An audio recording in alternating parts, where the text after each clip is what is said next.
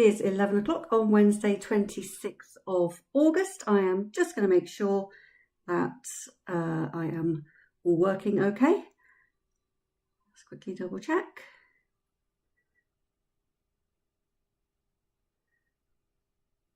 I think it is. Let me just pop a test in the comment box. That popped up okay. Yes. Wonderful. Okay, right.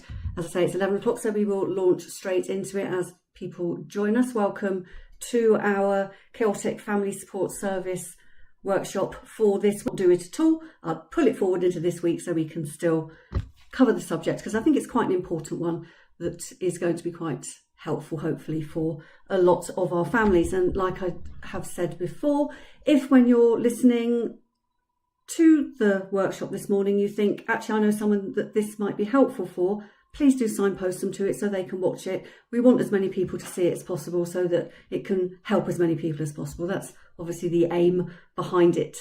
People popping into the chat there. Good morning. Hello. Okay, so this will be up on our platforms for a while. On our Facebook, you'll be able to scroll back and find it. I think it stays there pretty much forever. It's on our Twitch for about a week, and it will also be posted onto our YouTube. I think it goes up onto the YouTube after the stream has ended. So it will be on there as well for you to go back into at any point of it, and then you've got it to keep as a helpful reminder for some of the things we are talking about. So what is our focus today? Our focus is starting the new term with emotional safety. We're going to be looking at how we can support separation anxiety, morning distress, those difficult mornings, and how to help them settle back in. Obviously, this is continuing on from previous lives that we've had over the last few weeks. It's kind of continuing the theme because obviously the summer holidays are very long. There's a lot to get through. You've got a lot to cope with. And now we're getting ready to go back to the school. So now we're starting to switch our focus back to more practical steps for what we can do, how we can support our children, how we can make it easier for them these coming weeks. Hello, hello. I see you all popping up in the chat there. So good morning, everyone. So what are we going to be looking at specifically today? Well, we're going to be looking at why returning to school can feel so big, why it's such a big thing. Focusing in on separation anxiety and morning distress and what that might look like for your child, the signs that it might be happening for your child. How emotional safety supports them being regulated, so what we can do as well. How we can practically prepare already feeling anxious and stressed. We don't want to make that worse. So what can we do to help prepare them, help get them back into a safe state of mind so they're ready to start school, and what to try when mornings become difficult. We know that mornings can be a huge problem for many of our children. So what we can do when or if mornings do become difficult for you. And then we're going to focus in on how we can communicate with the school, specific questions that you can ask the school, accommodations you can ask them to make, and specific strategies and things that you can ask them to do. So trying to create a really practical toolkit for you today, so that hopefully you will leave the live with a lot of information and a lot of practical things that you can take away and you can use yourself if it does apply for your situation. Like I say, if anything I'm saying reminds you of anybody that you know that you think this could be helpful for them, please do signpost them to this session so that they can hopefully get some support from it as well. Okay, you always are. Like I say, I should take that off my slide. Don't really need it. You are so lovely and supportive to each other in the comments. We have a lot of people sharing their experiences, and I love that when you get involved in the discussion, and you always put lots of hints and tips in there, things that have worked for you, and I love to see that, anything they need. And obviously if a question pops up and I think, yeah, I can answer that while I'm here, I will try my best to do so if I have the time, but otherwise I will signpost you to the sessions that we have, the one-to-one free sessions where you can book in and you can get some support from either myself or from Jasmine in our one-to-ones.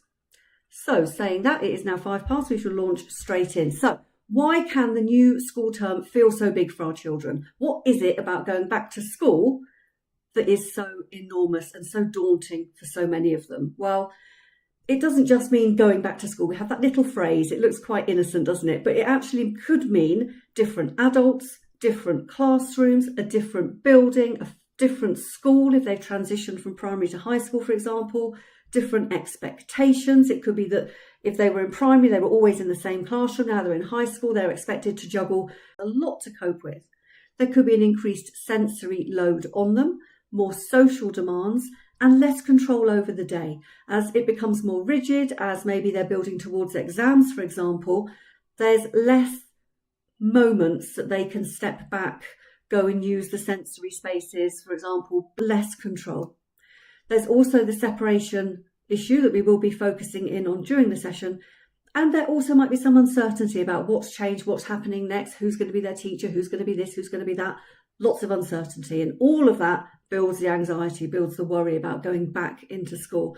And sometimes they can't tell us which bit of it is difficult for them. It could be that they're non-verbal, so they literally can't tell us. But it could also be that they can't identify it. They don't know.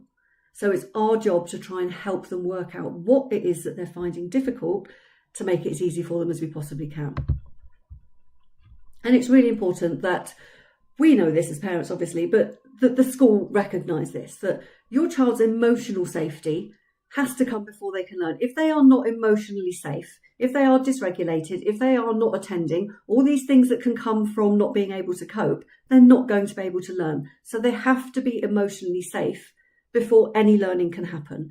And we know that children are more able to engage in learning when they feel a few things. So we'll run through some of those things now. So they need to feel known. They need to feel that there is someone there that understands them, that understands how they communicate, that they are able to communicate with them. Someone knows them.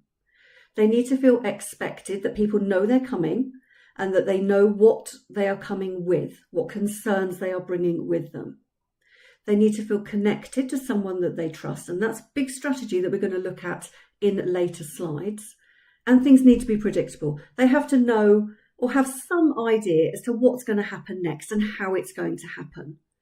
They need to feel supported. So they need to know where they can go and get help, who they go and get help from, what the help will look like before they reach crisis point. And they need to feel accepted. They don't have to feel like they have to hide what is causing them difficulty. And a lot of our young people mask, and we know about masking. We will talk about it a little bit later on as well. And it's really important that they feel that they're accepted, that all these little points are in place, because if they're not going to be able to learn. Putting emotional safety in place for our children doesn't mean removing every challenge. They do need to face challenges because that's how we grow, that's how we adapt, that's how we learn. But it means they are supported in facing the challenges. They're not facing it alone. So it's really important that we help them build the skills to be able to face all these challenges that are going to happen, that are going to come their way. Good morning, good morning. I can see you all popping up in the chat there. Anxiety is a body response too. Now we know that when we're anxious, it's not just our thoughts. It is our thoughts. It's, we do have worrying thoughts, racing mind, all these things. But we also may have a bodily response. We might have a racing heart. We might have feelings of being nauseous or sick or tummy pains. We might have headaches, shaking, physical shaking, sweating, dizziness. These are physical symptoms of anxiety. They may also have breathlessness. They might lose their appetite or eat more. They might continuously need the toilet, and they genuinely have the feeling that they need the toilet. They might not do anything, but they might genuinely feel like they need to. They might have restless or sort of jelly legs, wobbly legs that want to run around all the time and need to move, constant jiggling, that jiggling leg you might see. Difficulty with their sleeping. It might be that they want more sleep. It might be that there's suddenly far less sleep going on, and that feeling of wanting to escape. And that might manifest in physically running off, literally running away. So if a child is saying to you, I feel sick, they may genuinely feel sick. And we will talk about patterns and things to look out for later on in the slides. And yeah, Kelly, you're right. If only schools applied that same foundation for the care, the knowing them, the understanding them, the supporting them, if they only sort of put those things in place, it would just be so much more easy for everybody. Because it's really important that we know that our child isn't choosing to act like this. They're not choosing to have tummy pains every Wednesday. There's a reason that this is happening, and we will look into some of those reasons as we go through the slides. Okay, this one really gets me. You may know, some of you may know, my background is a primary school teacher. My specialist teaching is 3 to 8 year olds, but I have taught from baby rooms, so from infants right the way up to adults that are going onto foundation degrees, going to university to start their own teacher training journeys. So I've taught every single age range that's out there. Some of them I enjoyed far more than others, I will admit. But one thing that I noticed, particularly with the sort of the 3 to 8 or the little ones, is this idea of separation anxiety is them being silly. And you might actually hear people say that to them. And this always drove me insane. They're not being silly. There is a reason why they are showing the behaviours that they are showing. And quite often it's at the nervous system level. I've talked a lot, and those of you that have been in my sessions before, I've talked a lot about the nervous system and how it impacts our behaviour and how it makes us react to things. And separation anxiety is a manifestation of our nervous system freaking out, essentially. And it might be asking, are you coming back? Am I going to cope without you? Who's going to help me? What if something goes wrong? What happens after you've gone? And can I get back to you if I need you? That might be some of the questions that are going through your child's mind. They might not be aware of these questions, but this is where it's coming from. For young children, very young children, separation anxiety is a part of normal development. It's something that we expect to see. When you hand your baby over to someone else and they start crying and reaching out to come back to you, that's a normal thing. That's a normal stage of development. If it's continuing for older children and you're seeing this distress around separation from you, this might be signs that they are experiencing feelings of uncertainty. They might be feeling anxious. They might have some sort of undiagnosed special need, or there may be previous experiences or difficulties that they've had within the school day that they're anticipating happening again. And again, that's that pattern that we will be looking at later on in the slide. So separation anxiety, it's really important that we don't dismiss it, or we don't let other people dismiss it. As parents, we don't. We are deeply worried for our children when they are clinging to our legs and crying and asking us not to go. We know there's a problem. And if someone's telling you, oh, stop being silly and trying to scoot them away from you, that's not helping. We need to address whatever it is that they are worried about, because if we don't address it, it's not going to improve. And that's where it's so important we have these conversations, and I'll explain to you how we can have the conversations, what things we can ask for later on in the presentation. Danny's popped in, her little boy suffers with this. Oh, I'm sorry, it's not easy. It's really, really hard when you've got a child that is so anxious to be left. I really do understand. Okay, so what might you see if you've got an anxious child? You might see more distress. They might be crying. They might be anger hitting out. There may be some panic responses. And then we might see these physical signs that we just talked about, the tummy aches, headaches, sleep changes. They might be more clingy, following you around. You might get those repeated questions, repeatedly checking where you are, repeatedly asking you what's happening, repeatedly asking you what's happening next. Even if you've told them 300 times, they'd just come back 2 minutes later and start asking you all over again. And then that literal difficulty with separating. They may need more control, so needing things done in a particular way. And they might start arguing back with you about little things because it's a way to delay you from leaving. There may be some withdrawal. There might be silence, hiding, freezing, shutting down, or refusing to discuss school altogether. So if you see any of these things happening, it might be just worth trying to explore what might be going on for your child. There's a big comment here. Let me just have a look from Kelsey. Best advice for a parent with separation anxiety. Girls due to start special needs school next week. Okay. Never been to nursery. Okay. Can't walk or talk. Doesn't eat food. Hate the fact she can't come home and tell me how she's feeling. Okay. So you need to be really, really monitoring these signs. You need to be monitoring these physical manifestations that you might see. If she becomes more clingy in the morning, if anything is happening, if anything changes, you need to be looking out for changes. If you think she's quite settled and calm and happy at the moment, and then she starts in her special setting and things change, you see more crying, you see withdrawing, you see shutting down, you see clinginess, you see whatever it is that she's doing. I know you say she can't walk or talk and doesn't eat food, but if you see anything changing, any signs of anxiety, you need to be really, and I'm sure you're hyper aware anyway, but you need to be really on the ball and start making notes. And I will talk to you about the sorts of things to make notes on as we go through as well. But yeah, that's a really crucial one. When they can't talk to us, how do we know what's happening? So yeah, that must be a really big worry for you. I do hear you on that. And if, Kelsey, at any point you are concerned and you think that maybe something's happening and you just want to talk through it and ask if this could be a sign, you're not sure, maybe something's happening but you don't know, if you want to talk about it, or if you want some help opening the conversation with the school, I'm more than happy to have a one-to-one session. And I will, as I say, at the end of the slides, I will explain to you how you can get booked in and how we can have a session so we can have a look at what's going on if you feel you need that level of support as she starts and as you go through her journey. But hopefully it goes well. Special schools are usually very well equipped, and fingers crossed that she has a really good experience. But it's difficult if she hasn't left you before. I feel the anxiety there, I really do, from your side as well. Okay, morning distress. Morning distress is often what I call the final straw. You might see a crisis happen over asking them to put their socks on. Maybe you haven't poured their breakfast in the same bowl that you'd normally use, brushing their teeth, putting their shoes on, leaving the house. That might be what you see as the trigger point. But underneath that crisis trigger point, you might see, you're very welcome, very, very welcome. Underneath, you might see the cause of it is actually something else. So it isn't the socks that are causing the crisis.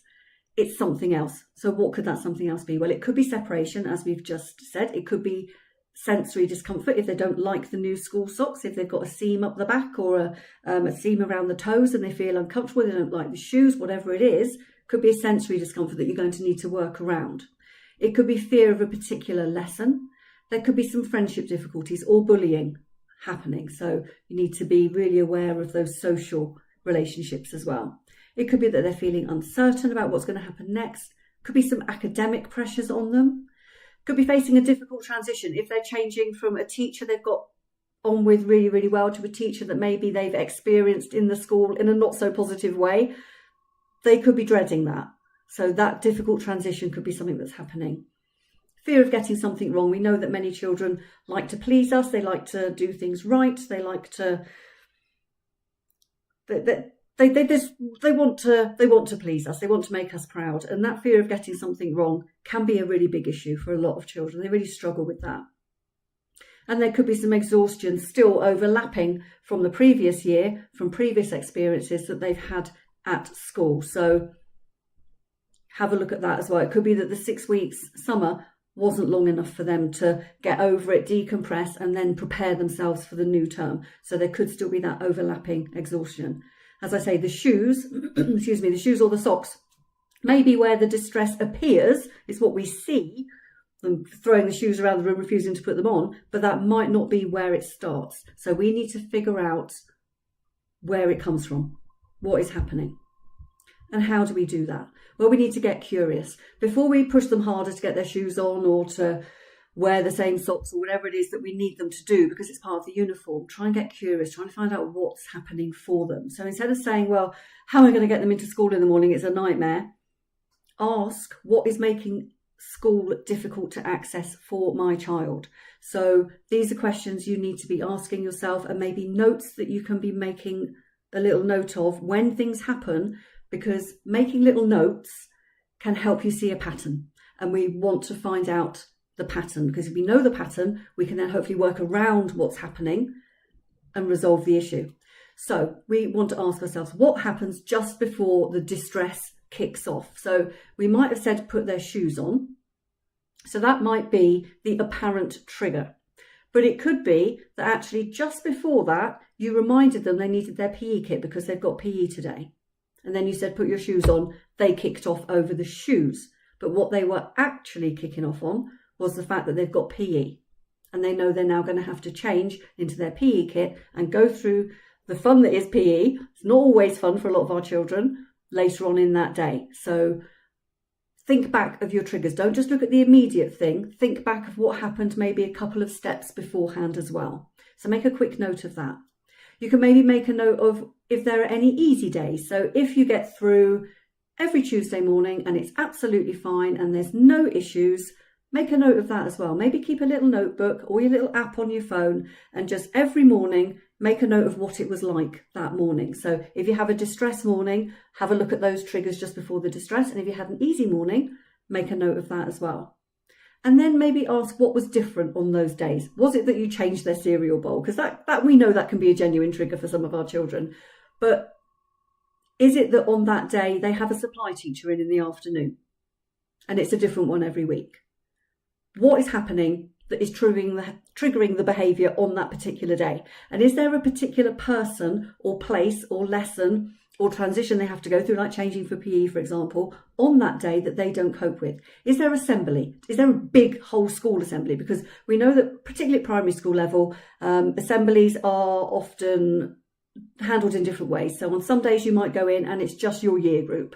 On some days you don't have one at all. And on some days it's the entire school crammed into the hall. And that can be really overwhelming. So if you notice that your child is always kicking off on a Friday because on a Friday they have whole school assembly, is there a reasonable accommodation we can be asking of the school to maybe support them more to get through that, or so they don't have to attend it? We will look at the questions to ask the school properly, fully in a minute, but that might be something just to be on the back of your mind. Make a quick note of what words the child uses and actually write their words down, not our interpretation of their words. If they say something to us, what is it they've said? Just make a little quick note. And what is it that calms them down? What do we do that calms them down? When we start to see it reduce, when we start to see them calm down, what is it that happened to make that happen? Because all of these behaviours, all of these little notes are going to give us clues. It's like we're detectives trying to understand what's happening for our children. And we understand what's happening by looking at their behaviours. And we can get clues from that, which we can then hopefully use to interpret what's going on and make it easier for them. Got a little popped up in the chat. Let's have a look. Oh, this is a nice long one. Okay, from Kelly. I've had to fight with schools. My boy can only wear trainers. Yes, he has special ankle supports. Okay. Won't wear school trousers because of this. Okay, yep, that's fairly common. Tried every brand. He goes in black joggers. Yep, basically in PE kit every day. Okay. He's happy and comfy. Perfect. And he's finally started. Excellent. They didn't understand. Okay, yes. Need him in uniform. He is in uniform. Yes, he is. You're absolutely right. School doesn't understand. I know, and I don't understand why the school doesn't understand. They've all had training as part of our standard teacher training. We're all trained in this. If they've got a SENCO, they should all be very well aware. They should all be doing their training in keeping children safe in education every September to see what the changes are and the accommodations and all of that. They should all be trained in all of these things. And I just don't understand why schools don't get it. If you at any point, this is for Kelly Bennett, if at any point you need to have a one-to-one conversation about this, how we can help school understand, I would be very happy to do so. As I say, my background is a teacher. I kind of know the language to use, and I'm very, very happy to help you. And I will, at the end of the presentation, as I say, explain how to book in so that we can hopefully have some conversations and address some of these issues. It drives me potty that they don't understand. I don't get it. There's no reason for the school not to understand other than that they just don't want to deal with it and they can't be bothered. And that really makes me sad. That really does. Okay, school anxiety. So school anxiety doesn't always mean that they don't attend. They might feel really, really anxious and worried about school. That doesn't always mean that they don't manage to go in. So you might be able to get them into school, but they're still really anxious and they are still struggling. They can get through that door, but they're really struggling. And you may see signs of this in your young people because they may try to avoid particular lessons. That might be that they're always sick on a Tuesday. They might try to avoid places like changing rooms, playgrounds, or other busy spaces. They may repeatedly leave class for a huge variety of reasons. Toilet, left something in their bag, have to go and do something. They're just constantly wanting to leave the classroom. Usually it's the toilet. They spend a lot of time in the toilets or the pastoral area. So if they do have access to a sensory space, they will use their card repeatedly to be able to leave and go and use that because it's less pressure, isn't it? They're not being asked to do whatever it is they're being asked to do in the classroom at that time that they can't cope with. They may stop speaking. They may be unable to start their work or appear disruptive or distracted. And they might mask all day And then when they get home, you see that collapse. They're holding it in, they're trying to be the perfect pupil, they're trying to fit in with everybody else around them, they're really, really working hard all day to hold it in. And they get home and they're safe, and woof, out it all comes. And we know what that looks like as parents. And I think it's really important that we recognise that them physically being in the building is not the same as them accessing an education.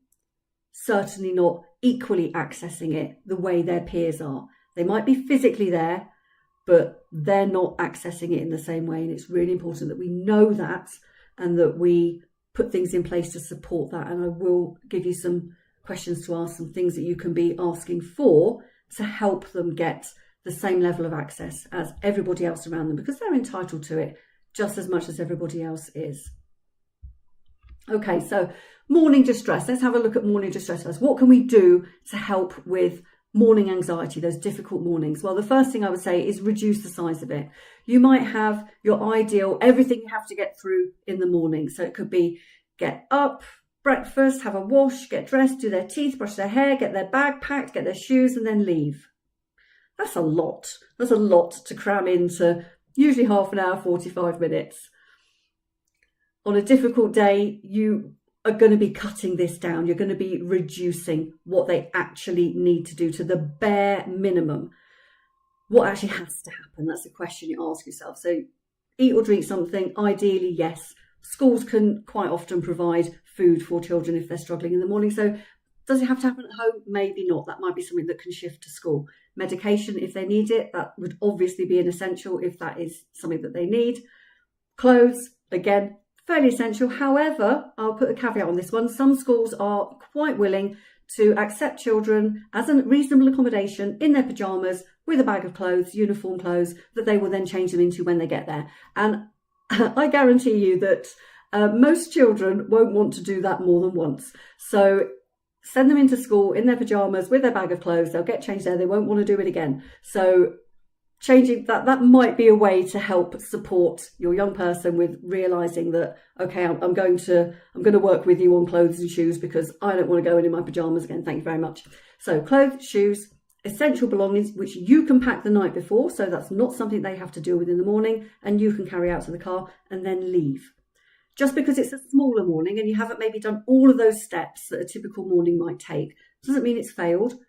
I would say that is a huge strength, because you have recognised what's happening, you have adapted your plan, and you've got out of the house successfully. So you might want to do all these things in your full morning, but if you don't, you've not failed. So what actually has to happen is the question we should be asking, to cut down the size of the morning, to make it more manageable for everybody, because you don't need the stress either.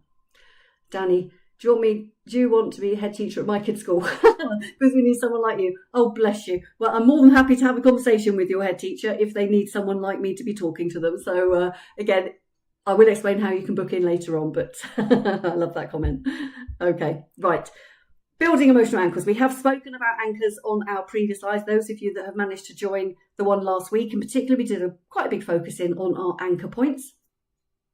So if you wanted to go back, have a look at that presentation. It is still on our page. You can just either search for things that I've posted. I know that Shana posted it up as well, so you could all find it, which is brilliant because obviously everybody can see if she posts it. It kind of reaches everyone. Or you can just scroll back through to this time last week and you'll find out a little bit more in depth about emotional anchors or anchor points. Anchor points essentially are fixed points during the day that can be a little bit flexible. They can move around, but they have a similar sort of structure and a similar sort of time. So what I would recommend with our anchor points in this situation, in our building emotional safety ready to return back to school, you're looking to build a few points in the day or the morning that are reliable, predictable, recognisable, understandable. So the same wake up cue. So however it is they wake up. Is it you going in, opening the curtains? Is it you having some music on that wakes them up? Is it you opening the door and starting to make noise around the place so that you naturally wake them up in a bit more gentle way? What is it that you do that wakes them up? Keep the same thing every day, weekends and school days.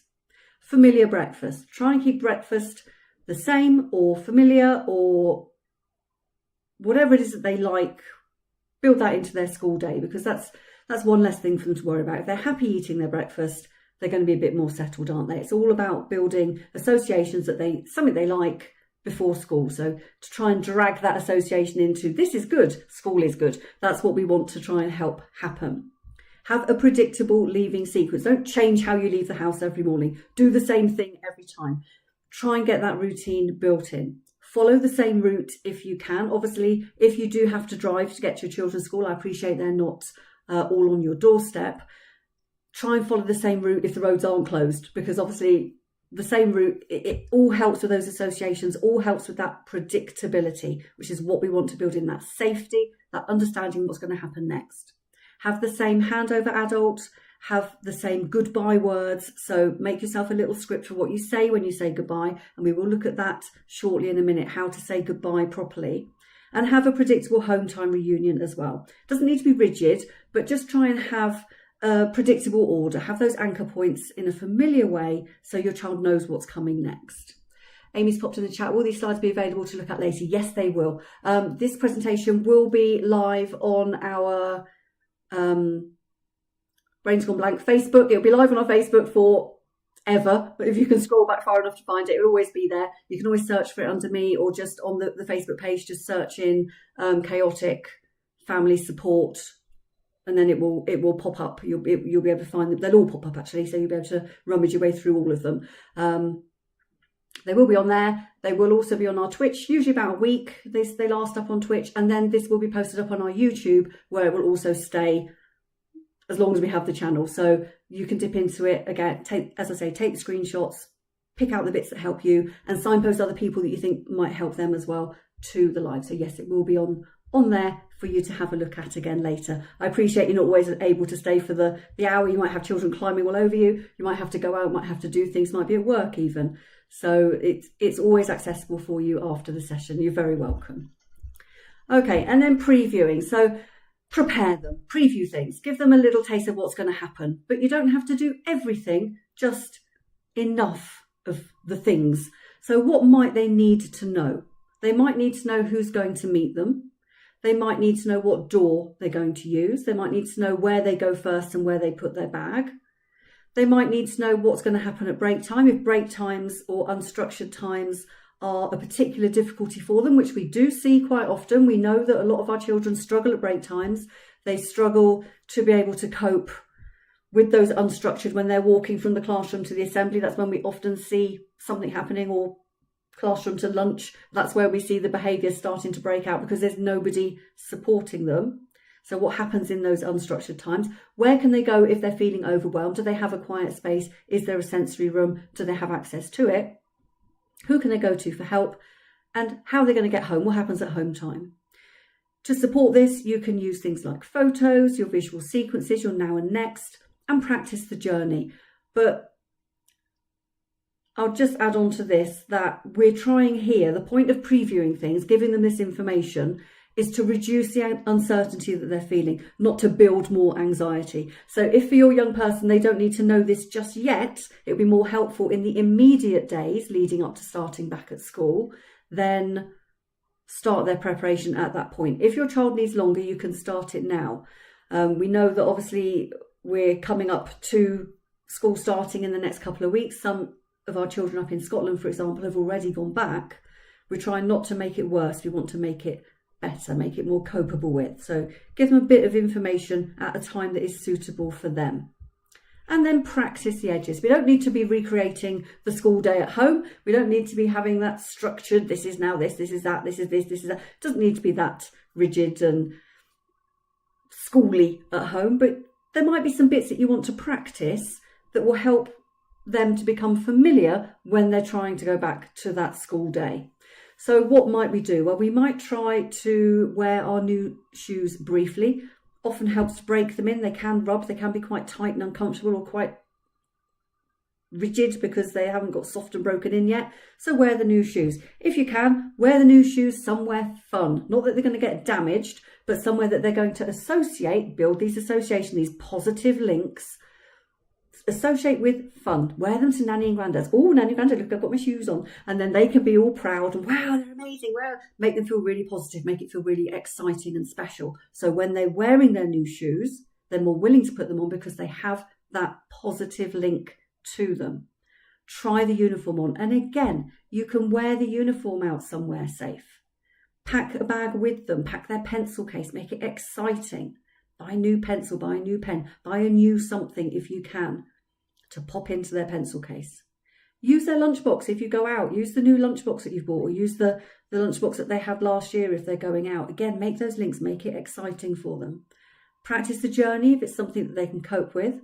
And maybe visit the school or look at the front door or look at the classroom door. If you can, sometimes the school field maybe has like a path across the park, if there's a park running alongside it, and you can see their classroom door, you can point it out to them and show them where they're going to be going in and rehearse what's going to happen at the door. Maybe with their toys, do a little bit of role play. We're trying to make it familiar for them, not trying to prove that they can cope with being unhappy and distressed in the morning. So we just want it to feel more familiar, more predictable for them. And then break the big things into littler things. So that, as like we said at the very beginning, that whole go back to school is a huge thing. It's enormous. There's so many parts involved in that. So try and break it down. Try and find the next little step that they can achieve. Different children will need different targets, different things to achieve, and the progress, it might not all just be plain sailing. It might not be linear. It might be that they have ups and downs. They have really positive moments with their shoes, and then they hate their shoes, and then they love their shoes again. You see what I mean? It might not all just be positive building towards the day. We want to make it manageable for them. It doesn't have to be impressive or amazing. We just need them to be able to cope with it. So think about the steps that are involved and think about the one that they need the most support with. Is it that home bit in the morning? Is it that getting dressed? Is it the leaving the house and going on the journey to school? Is it when they get to the school entrance or meeting that adult that's going to be taking them to the classroom or meeting them at their door? Which bit is it that they need the support for, and focus on that? That will make it hopefully a little bit more safe for them, bit more appropriate, a bit better for them to be able to manage and cope with. Okay, and create a goodbye with a beginning and an end. This one's really important. We need to have a predictable goodbye. So that could be connection. It could be a hug. It could be a familiar phrase. So a short phrase that you use all the time. Clear information about what's going to happen in terms of a reunion for seeing you again. Hand them over to the trusted adult, and the goodbye ends. Keep it short, keep it simple, keep it the same. For example, the connection could be, okay, one squeeze, have a squeezy hug. Familiar phrase, Mrs. A is meeting you. Clear information about who's going to meet them, who the trusted adult is. I will be back at home time. Clear information, they know what's happening. I will be back at home time. I love you. It shows that connection, that care. I'll see you later. It's really important that we don't disappear without saying goodbye.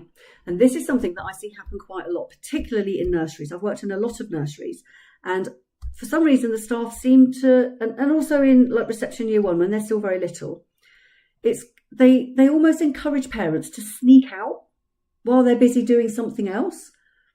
And I just don't get that at all, because how traumatic must that be if your child's already anxious and they're finally calm, finally settling down to play with whatever it is they're playing with. You sneak out the door, they turn around and you've gone. You didn't say goodbye, you didn't have a hug, you didn't tell them when you were going to be back. Just, why would you do that to your child? I just breaks my heart when I think of children having to go through that. It's really important that you say goodbye. They might struggle with a goodbye, but it's really important that you say it, and that you say it in a structured way, that it's the same every time. And again, that predictability. They will learn that you will leave. They will be at nursery or school. You will come back. So they know what the goodbye looks like. They know the beginning, they know the end, they know what's going to happen later. Make it predictable for them. And when they say, please don't leave me. Now, this is the one that really gets you, doesn't it? It really tugs on the heartstrings. We don't need to argue the fact that they are anxious away from them. We need to acknowledge it. We need to say to them, I know this feels really hard. We need to anchor them. We could say that Mrs. A or the teacher, whoever it is, they know you're coming. You could build in a little bit of prediction. So first will school, then I'll come back at home time. That first, then, now, next. Now school, next I come back at home time. Then that connection, that hug, that squeeze, that wave, whatever the words are that you use for your preferred goodbye. And use lots of repeated reassurance. This can sometimes become another conversation in the anxious brain that they will need to keep checking on. Are you going to come back? Who's going to come and get me? And you're going to get those questions again. So keep it short, keep it simple, keep it warm, clear and predictable. And I will say from my experience as a teacher, as an early years teacher and a nursery teacher, that when a teacher says to you, you walk out the door and they are screaming, they are on the floor, they are a ball of distress, and it is awful, absolutely horrific for you as a parent.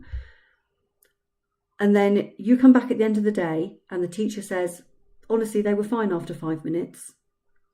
And they usually are. They usually are. And if you are worried, if your child is screaming and rolling around the floor when you leave, and you're sat in the car crying because of how upsetting it was walking away, and I have been there with my son, who used to do that to me when he was at nursery, when I first went back to work, and it broke my heart. It was the most awful feeling.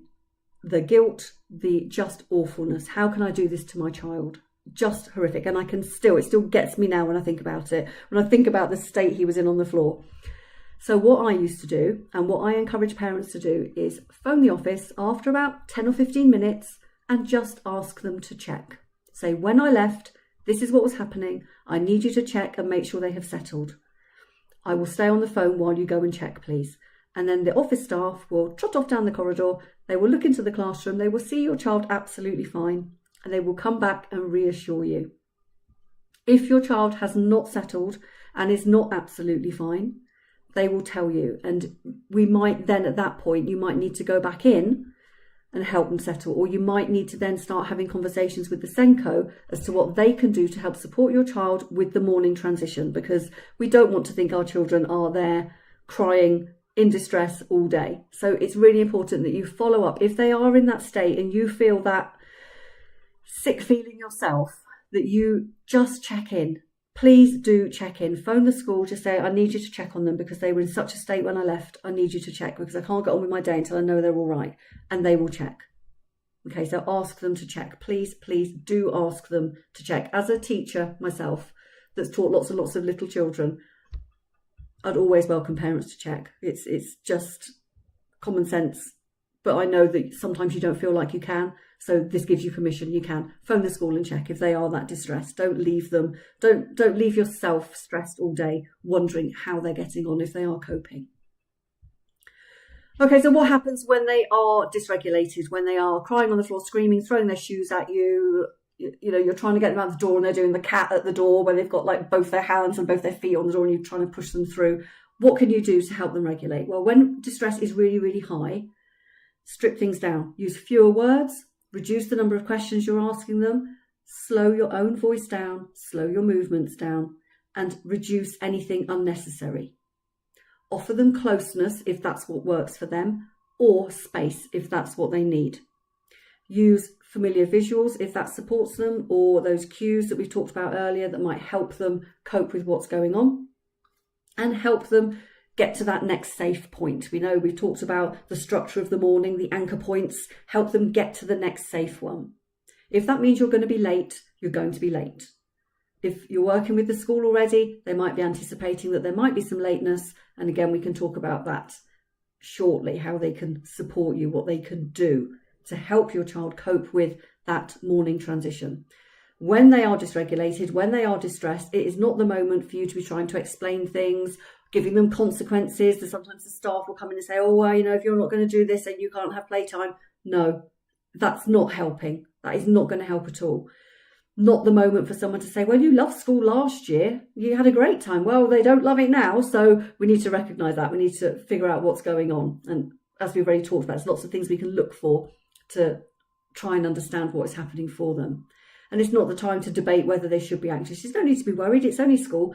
It's not the time. Just help the nervous system settle first, and then we can go into problem-solving mode. So speaking of problem-solving mode, What can school do to support you? Well, there's lots of things that you can ask for from your school. And as a parent, you have a lot of legal rights to be asking your school for support. I'm very, very happy to help you have conversations around this with your school for things that you're asking for. But essentially, we're asking for what we call reasonable accommodations. And your child is entitled to this legally under the Disability Discrimination Act, entitled under the Equality Act. They're entitled under various SEND legislations. And I can help point you in the direction using some of those terminologies, pointing the school into the direction of some of the things to show them what their statutory responsibilities are, because your child is entitled to this. They don't have to have a diagnosis to be entitled to support. So what can we ask them? Well, you can ask for a quieter entrance, maybe not coming in through the classroom door with everybody else because it's just too chaotic, too loud, too much. Can they come in through the office? Maybe they can come in at a slightly different time. That might be 10 minutes later, might be 10 minutes earlier. So when they're coming in, it is quiet. It's not overwhelming, sensory overload, all these things that we hear. It's calmer.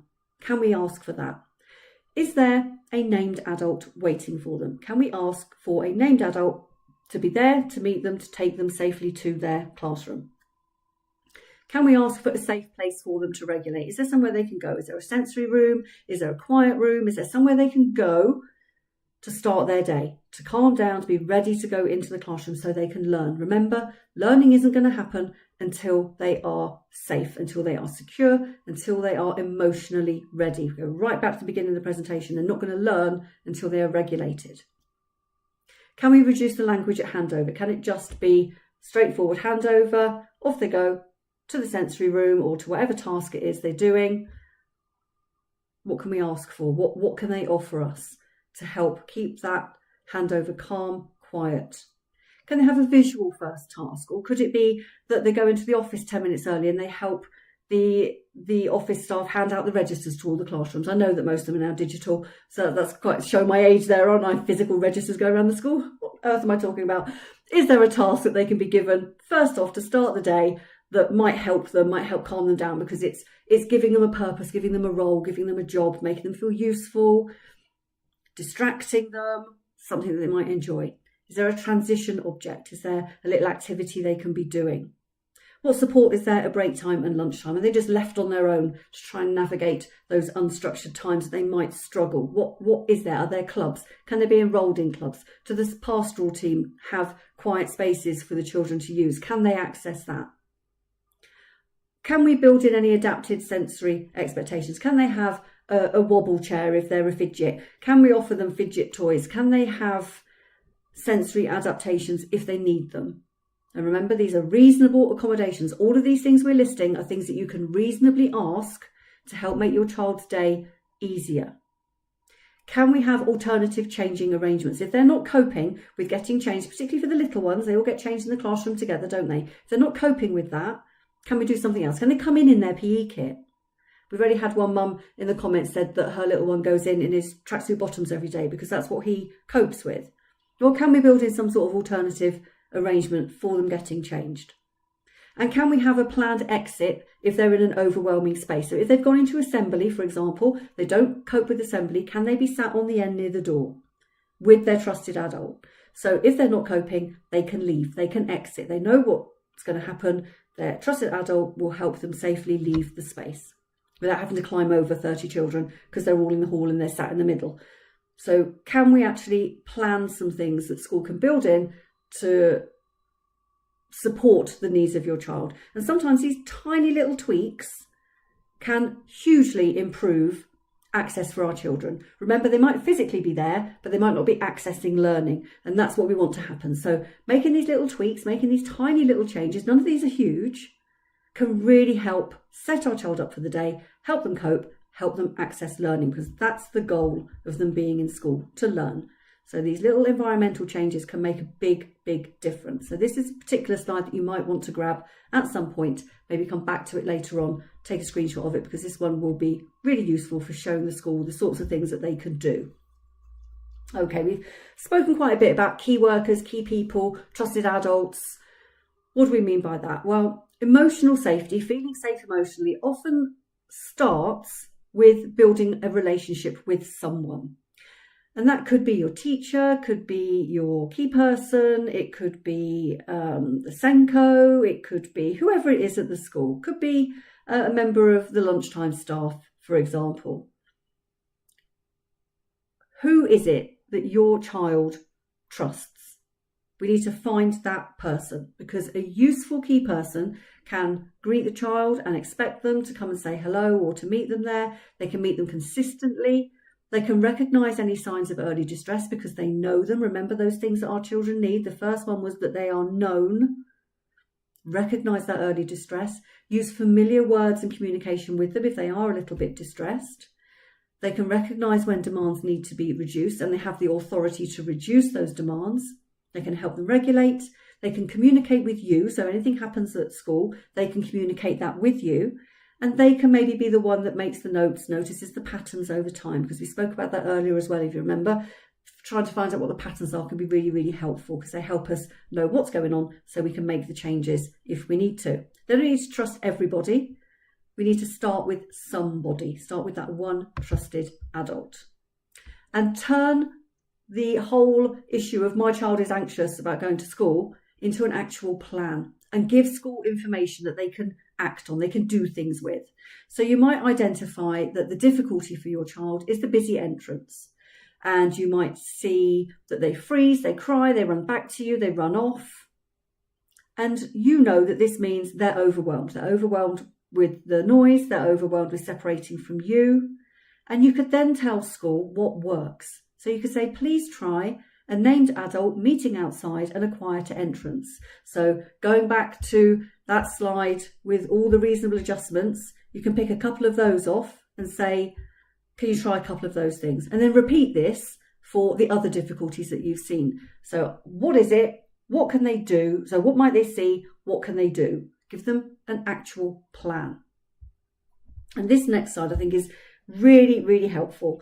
Useful questions for your school. So these are the sorts of things you can be asking your school. If you meet with your teacher because your child is struggling, these are the sorts of things you might want to ask them. And again, this is the sort of things I go through quite often in the one-to-one appointments that I have with parents. So you might ask them, who's going to meet my child? Get a name to one, get it written down. What happens if they can't enter class? What is the accommodation that's going to be put into place if they cannot safely enter the classroom? Where can they go to regulate? Again, this is all things you want written down. How can they communicate to an adult that they need help? If they're struggling, how can they communicate that? And which adult is going to be the one noticing if they are struggling? Who's going to be watching? Who's going to be monitoring? And what are they going to do if they're struggling? Are particular lessons, spaces, or transitions, such as going from the classroom to assembly, for example, causing difficulty? What is it that's causing the problems? Make notes, get the patterns, look at the patterns. And then what adjustments can we try? What can we put in place? So we've identified this as an issue. What can we do to not make it an issue? And how are you going to communicate that? Homeschool communication is a huge topic. We are going to be in a few months. I'm going to be doing a topic about homeschool communication. I think it's really important that we know how we can communicate with the school. And when are we going to review what is working? That's a crucial part of any planning that we have with school. The next live in a couple of weeks, which I will go through in a minute, is when SEND support isn't enough. And that's the assess, plan, do, review. So we look at what's happening, we plan for it, we do it, and then we review it. That review is crucial to know if it's working. So these are all things you could be asking your school in those early weeks if you notice your child is struggling.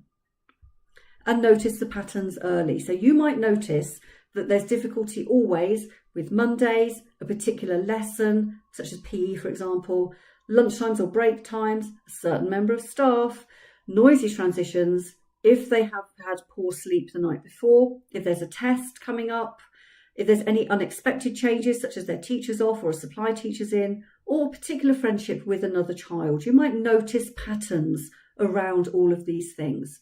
If you do, keep brief notes. Very brief. What happened before it, and what helped. We're not trying to build a case against the school that, this teacher's awful. We need to know what's happening. And if we can identify that every Tuesday they're having a meltdown in the morning because they have a supply teacher in the afternoon, the school need to know that, because that pattern tells us where the gaps in support are. And if we know where the gaps are, hopefully we can do something about it and we can plug them. So it's all about patterns. It's all about finding out what are the triggers and then putting things in place, accommodations in place to help support them so the trigger doesn't become a problem.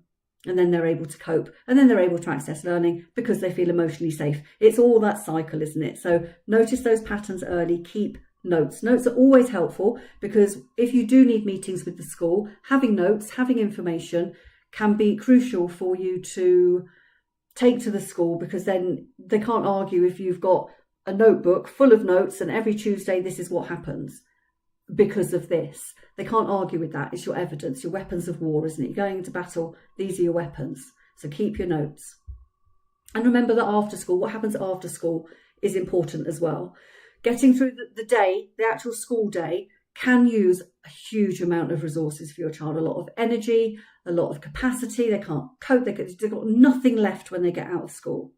So if your child is exploding after school because they've been masking during the day, you might want to consider reducing a few things down. So don't ask them too much about their day. Don't drag them out to clubs. Don't book appointments if they know Tuesdays are always bad. Don't book their eye test on a Tuesday. Don't take them shopping.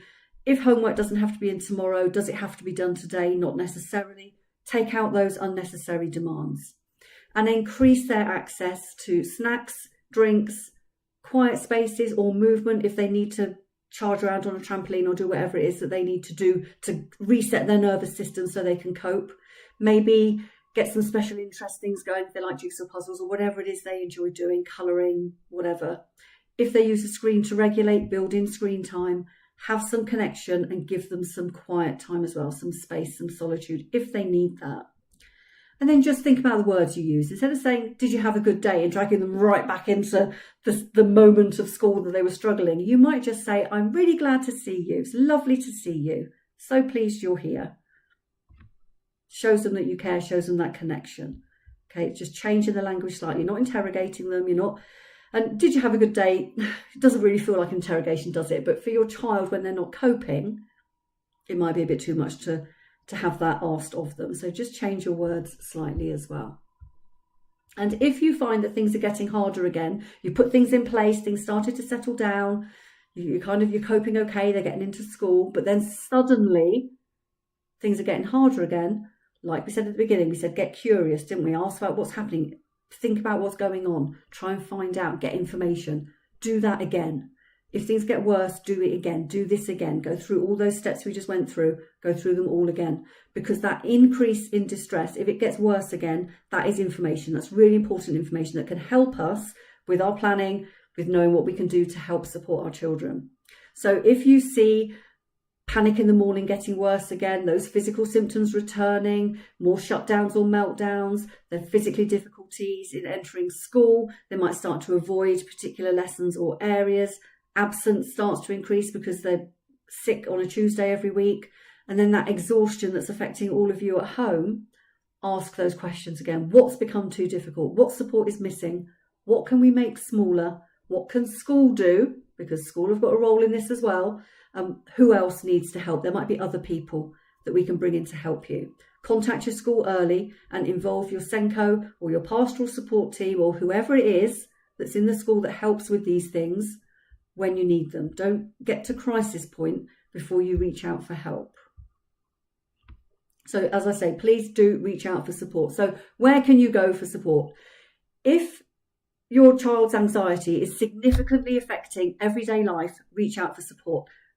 Obviously us, I will show you on the next slide how you can reach out to us. We are here. You can also reach out to your GP and logically your child's school. You don't have to wait until your child is non-attending, completely non-attending or completely excluded due to their emotional outbursts at school before we take the distress that's causing that seriously. And if you're struggling to have these conversations with your school, please do reach out, because we can help you have those conversations. We can help you tell your school what's going on in language that your school will understand and that your school will work with, because we know they're not always that helpful, are they? Bless them. Okay, so booking. How can you book in? Well, you might not know, some of you might not know that we do here at Chaotic, we've got our two different hats at Chaotic. We have our competitions, and our competitions provide us with the ability to run our one-to-one sessions. So we offer free one-to-one sessions. There is no fee. You don't have to pay anything. You don't have to pay to book. You don't have to pay to hold the slot. You don't have to pay at all. They are free. It is a one-to-one consultation with you and with me. If it's not with me, it will be with our lovely Jasmine. Jasmine does Monday evenings for us because we know you can't always do daytime. She also picks up some sessions on a Tuesday. So you might get lovely Jasmine on a Monday or a Tuesday, or it will be with me. And we can talk about what's going on for you. We can talk about the support that you need, and we can put a plan in place to help try and move things forward. And if things are still a bit stuck, we can escalate it, take it further, because we know how to sort of work within the systems, hopefully, to get you the support you need. So how do you book? Well, if you go to our website on a desktop, that's our chaotic.co.uk, you will find something that looks like this. It changes all the time, but it might look roughly like this. And you're looking for the Send Resource Hub. When you click on that, you'll get a drop-down box and find the SEN support service. That is us. There is a diary in there. You can go into there, find a session, book a session. Now, there might not be any in there today or for the next couple of days because I'm on annual leave next week. So it will start unlocking again next week. So if there's nothing there, come back the next day, because new sessions unlock every day. It's a bit different moment because, as I say, I've got a week off booked. Sorry about that. So I've got a week off booked, but they will start unlocking after the week off. That those should be starting to unlock soon. So there will be sessions unlocking. So they unlock every day. Please do go to that SEN support service, go to the diary, get yourself booked in. If you're on a mobile device or your phone, you're looking for the 3 lines in the top, whatever corner it is on your phone. Go to the 3 lines. You'll get that same drop-down box. And again, you're looking for the SEN support service. That's where our diary is, so you can book in. If it's not working and you're struggling to find us, you can email us at community@chaotic.co.uk. That's usually our emergency booking system. But if you just can't find where the link is, if you email them, they'll send you the link for the booking. Or if it's an emergency, I can have a look and see if I can get you booked in a little bit sooner. I do try and keep a couple of sessions spare so that if emergencies come in, I can book you in. But they do book up as well. So that's another way that you can get hold of us for our free sessions. So our next live, I'm really looking forward to this, and I'm conscious I've gone over a couple of minutes. I always do. I've kind of invented the 70-minute hour. I should trademark it because my 60-minute lives are always 70, so apologies for that. But our next one, I'm really looking forward to this. Now, I've started writing this one already, and I think it's going to be helpful, really, really helpful. When SEN support isn't enough, we're going to be exploring school support plans, what the offers are across Wales, Scotland, Northern Ireland and England, so we understand what's available to all of us. So looking at the school plans, when to escalate and what we can ask for and all the support that should be available. So we're going to be having a really deep dive into SEN support, what's available to us and when it isn't enough, what we should be doing when it isn't enough, and how to have the conversations, the things you can be asking for. It's going to be a really, really practical session packed with strategies and things that you can be doing to help support your children. If SEN support, if there's put your child on SEN support and it's not enough, and understanding what SEN support is, what is that? It's more terminology, more jargon, isn't it? Well, we're going to be digging into it and exploring that in our next live. So that is it for today. I haven't run over too much. It's the 65-minute hour I've trademarked this morning, so not too bad. I think it was much longer last time, but I've really enjoyed having you here. Thank you very much for your comments in the questions. If before I go, if there's anything, if you're watching it again later on, if there's anything that you would like me to cover in a session, please do pop it in the comments, because I plan my lives and I plan what I'm going to be talking about for the year. So I know roughly what's happening when, and I can plan for it. And I've got a schedule for the sorts of things I want to cover, like helping you through emotional overload, sensory processing, EHCPs, housing is one that's coming up, anxiety, what to do when professionals don't believe you, how to gather evidence. We've got one coming up on DLA, we've got one coming up on difficult conversations and how to manage those with various professionals. So there's lots of things that I've got planned that I want to talk to you about, because they're things that happen in my sessions.